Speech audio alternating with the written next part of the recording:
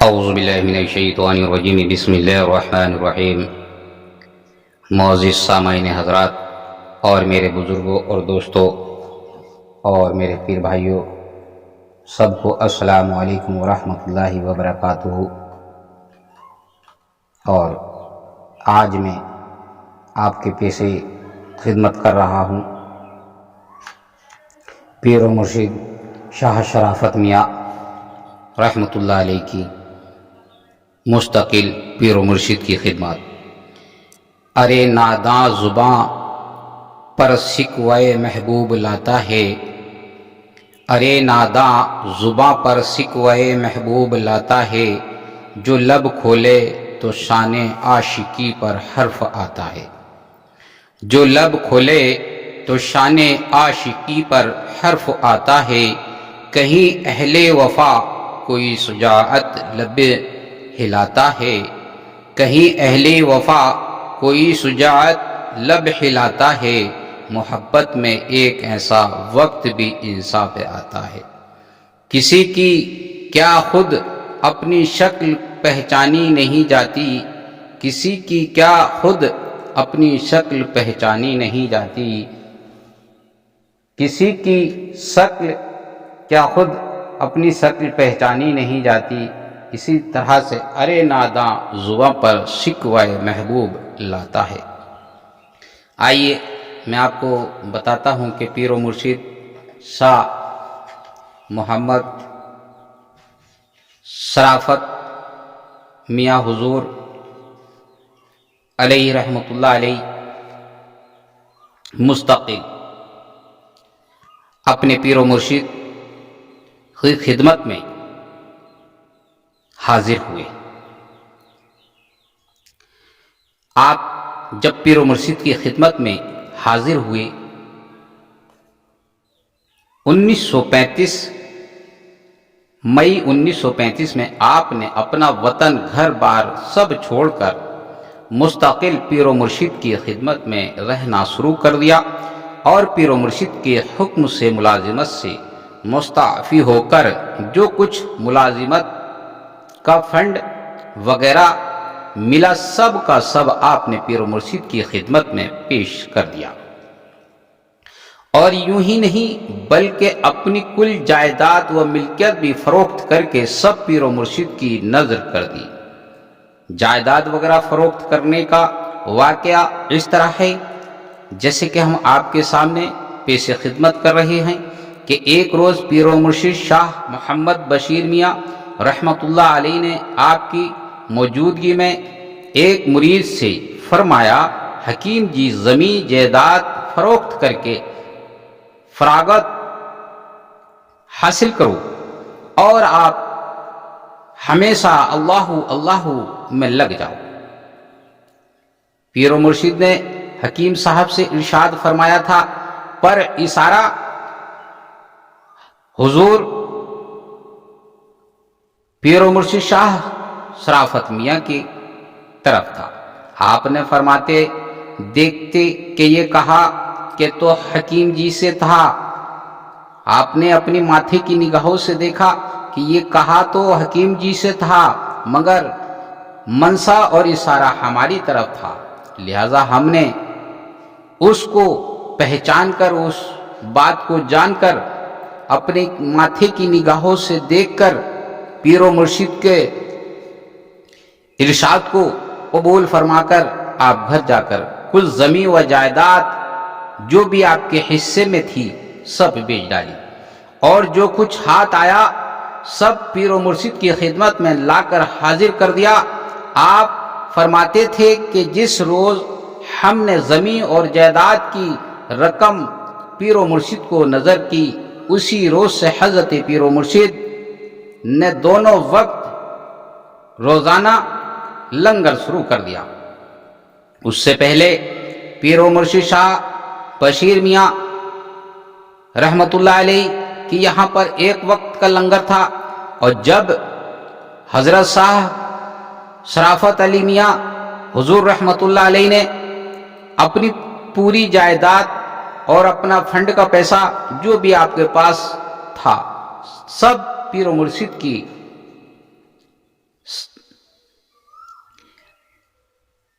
خدمت میں لا کر رکھ دیا اور کہا یہ میرے پاس ہے۔ اسی وقت آپ نے دونوں وقت کا لنگر شروع کر دیا۔ پیر و مرشد کی تاحیات گلاب نگر میں لنگر قائم رہا، غرض کہ آپ نے جان و مال اولاد سب کچھ اپنے پیر و مرشد پر نثار و قربان کر کے اپنی ہستی کو پیر و مرشد کی ذات میں فنا کر دیا۔ کام آپ کا کمال کو پہنچا اور آپ اپنے مقصد کو حاصل کرنے کے لیے پیر و مرشد کی ہمیشہ خدمت کرتے رہے۔ پیر و مرشد نے خانقاہ شریف کا سارا کام آپ کے سپرد فرما دیا، جس کو آپ نے بحسن و خوبی انجام دیتے رہے۔ خانقاہ شریف کی خدمات سے جب بھی آپ کو فرصت ملتی، سارا وقت آپ ذکر و فکر، ریاضت و عبادت میں گزارا کرتے تھے۔ پیر و مرشد آپ کو مولوی صاحب کہہ کر مخاطب فرماتے تھے۔ حضرت صاحب ساجی محمد شیر میاں علیہ رحمۃ اللہ علیہ بھی حضرت صاحب محمد بشیر میاں علیہ رحمۃ اللہ سے مولوی صاحب ہی کہا کرتے تھے۔ ایک بار حضرت پیر و مرشد صاحب محمد بشیر میاں علیہ رحمۃ اللہ علیہ نے اپنی چند خدمات آستانہ عالیہ پر بلائے، جس میں کہ احمد علی بہیڑوی والے، محمد کامل سسمی بریلوی اور محمد مستقیم رامپوری اور دیگر کئی لوگ موجود تھے۔ لوگوں سے فرمایا کہ مولوی صاحب نے ہماری محبت میں اپنا گھر بار عیش و آرام پر لات مار دی اور سارا مال، جان اور مال سب ہماری خدمت میں لا کر پیش کر دیا، ہر طرح کی قربانی دی ہے۔ مولوی صاحب نے ہمارے اوپر اپنی جان نچھاور کی ہے، اپنا مال نچھاور کیا ہے اور اپنی ساری کل کائنات ہمارے قدموں میں لا کر رکھ دی ہے، خود کو ہماری محبت میں مٹا ڈالا ہے۔ یہاں خانقاہ شریف میں جو کچھ ہے سب کچھ مولوی صاحب کا ہے، نعمت حاضری و باطنی سب مولوی صاحب کا ہے۔ اسی دور میں آپ نے نہایت سخت ریاضت و مجاہدے فرمائے۔ پیر و مرشد کے حکم سے آپ نے اناج کھانا چھوڑ دیا تھا، جو آپ تمام زندگی قریباً 40 سال تک آپ نے اناج کو نہیں دیکھا تھا۔ 40 سال تک آپ نے چھوڑ رکھا تھا اور تمام عمر از کم اناج کو آپ نے دیکھا ہی نہیں۔ کوئی بھی چیز آپ نے اناج کی منہ کو لگائی تک نہیں، یہاں تک کہ آپ لنگر کھانے میں رہتے تھے، لنگر کھلایا کرتے تھے، لوگوں کو بانٹا کرتے تھے، آپ کھا سکتے تھے، مگر نہیں، پیر و مرشد کا حکم تھا، پیر و مرشد کی حکم کی تعمیل تھی۔ پیر و مرشد نے جیسے کہا اسی طرح سے آپ نے اس کام کو انجام دیا۔ صرف ساگ سبزیاں ہی تمام زندگی کھاتے رہے، اور وہ بھی اس طرح سے کہ جو ساگ سبزی حضرت پیر و مرشد کے لیے آتی، آپ اس کے چھکل وغیرہ تیل نمک پانی میں ابال لیتے تھے اور استعمال کیا کرتے تھے۔ یہ آپ دیکھیے ہمارے شاہ محمد شرافت علی میاں حضور رحمۃ اللہ علیہ کی کتنی بڑی پیر و مرشد کی خدمت تھی، کیونکہ پیر و مرشد کے لیے جو ساگ وغیرہ یا سبزی آتی تھی، اس کے چھکل جو چھیلے جاتے تھے، پھر ان چھکلوں کو تل کر آپ اپنے لیے نمک اور تیل ڈال کر ابال کر ان کو استعمال کیا کرتے تھے۔ یہ شاہ شرافت علی میاں رحمۃ اللہ علیہ کی ایک شان تھی، اور آپ کئی روز بغیر کچھ کھائے پیے ہی کئی دن گزار دیا کرتے تھے۔ آپ ہمیشہ بھوک کی حالت میں ہی رہا کرتے تھے، کبھی آپ نے شکم شیر ہو کر کھانا نہیں کھایا۔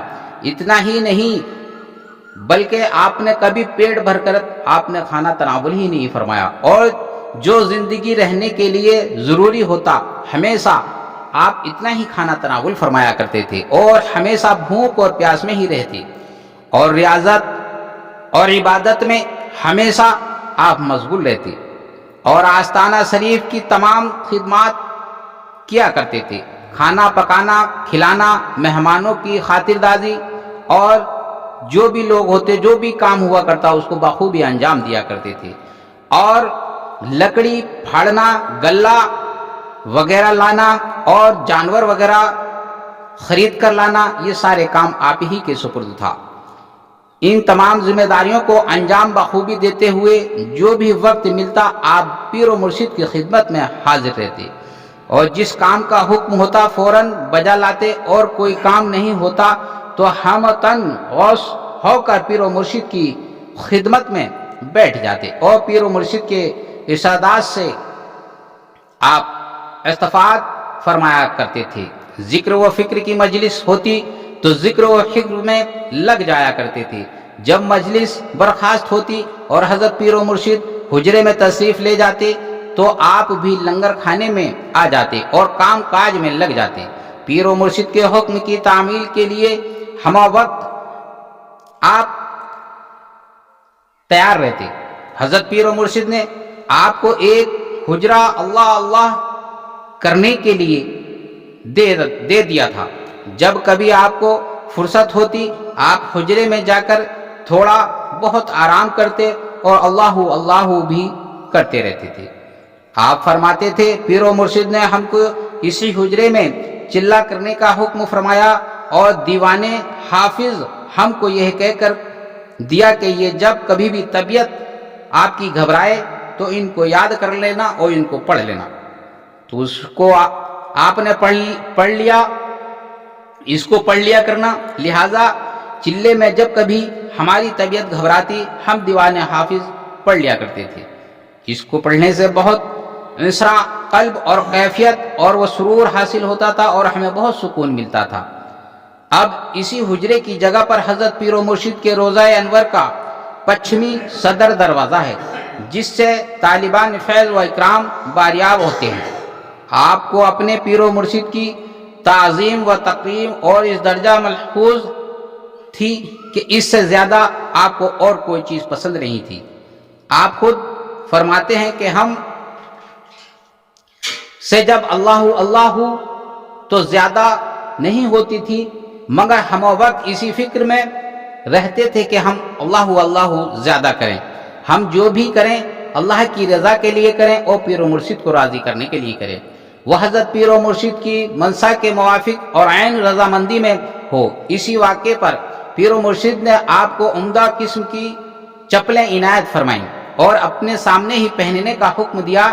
جب آپ نے چپلیں پہن لی تو حضرت پیر و مرشد نے تاکید کے ساتھ آپ سے فرمایا، اے شرافت میاں مولوی صاحب، ان چپلوں کو اتارنا نہیں ہے، کبھی بھی آپ ان کو چپلوں کو نہیں اتاریں گے، ان کو ہم وقت پہنے رہیں گے۔ لہذا آپ نے جیسے ہی مولوی صاحب سے فرمایا، یعنی کہ شاہ شرافت علی میاں سے فرمایا کہ ان چپلوں کو آپ نے نہیں اتارنا ہے، تو آپ نے ان کو تسلیم کیا اور حکم بجا لایا۔ جب آپ نے حکم کو تعمیل کی، ان چپلوں کو پہن کر آپ ہم وقت رہا کرتے تھے، صرف نماز کے اوقات کے علاوہ ہمیشہ آپ چپلوں کو پہنے رہتے تھے، اسی وقت تک اتارتے جب آپ نماز پڑھا کرتے تھے، جب تک وہ خود ٹوٹ کر پاؤں سے علیحدہ نہیں ہو گئیں تو مولوی صاحب ان کو اتارنا نہیں ہے۔ تو آپ نے کہا ٹھیک ہے حضور، یہ تب تک ہی ہمارے پیر میں رہیں گی تب تک یہ ٹوٹ کر ہمارے پیر سے الگ نہ ہو جائیں۔ آپ کافی عرصے تک چلتے پھرتے، اٹھتے بیٹھتے، سوتے جاگتے مستقل پہنے رہتے تھے۔ آپ فرماتے تھے کہ چپل ہر وقت پہنے رہنے سے ہم کو اتنی تکلیف تھی کہ ہم بیان نہیں کر سکتے، گویا یہ معلوم ہوتا تھا کہ چپلوں میں آگ دہک رہی ہے۔ آپ نے اس قدر ریاضت و مجاہدے فرمائے ہیں کہ قلم کو لکھنے کی تاب نہیں اور نہ بیاں میں اس کا احاطہ ہو سکتا ہے۔ ایسے ہی پیر و مرشد نے آپ کو ایک بار ایک بکری ذبح کرنے کا حکم فرمایا۔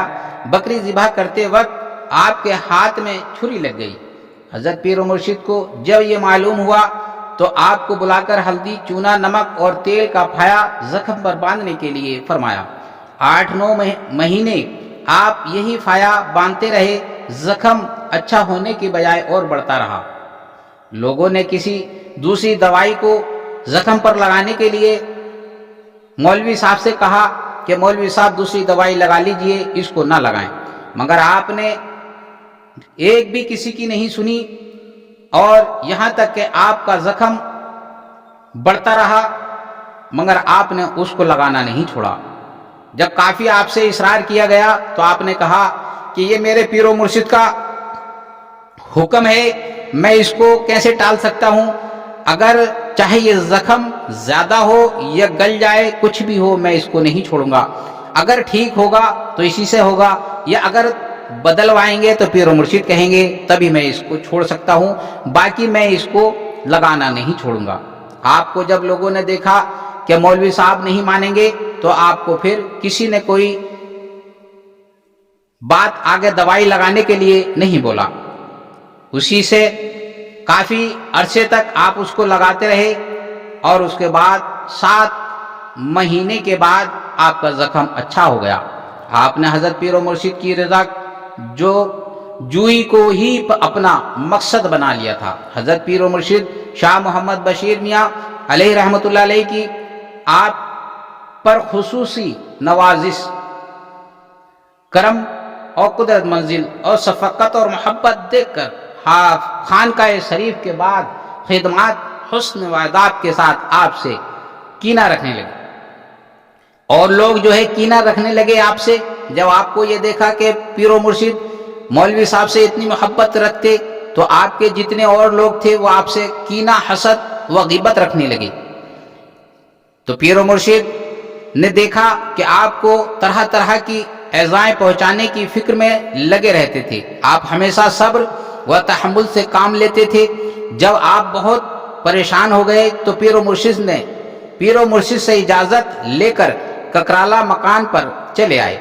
آپ خود فرماتے تھے کہ ہم نے گھر پہنچ کر گھر والوں سے کہا اب ہم یہاں ہی رہیں گے، وہاں کا رہنا لوہے کے چنے کے چبانے سے زیادہ سخت ہے۔ آپ نے ارادہ کر لیا تھا کہ پیر و مرشد کے دھیان و خیال میں رہ کر گھر پر ہی اللہ اللہ کا ذکر و فکر کرتے رہیں گے، اور کبھی بھی جا کر پیر و مرشد کو سلام کر لیا کریں گے۔ ہفتے 15 دن میں پیر و مرشد کی زیارت کر لیا کریں گے، پیر و مرشد کے پاس آ جایا کریں گے۔ آپ یہ سوچ کر آپ گھر پر تشریف لے گئے۔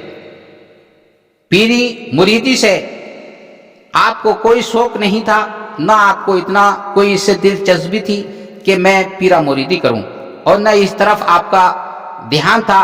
بس آپ کو ایک خیال تھا تو ایک چیز کا تھا کہ میں صرف پیر و مرشد کی خدمت کروں اور صرف اللہ اللہ کرتا رہوں، یہی آپ کا ایک مقصد تھا۔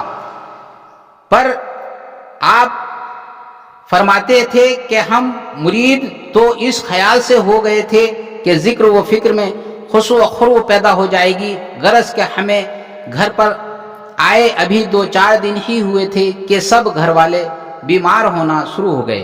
ایک ٹھیک ہوتا تو دوسرا بیمار ہو جاتا، دوا دارو کچھ اثر نہیں کر رہی تھی۔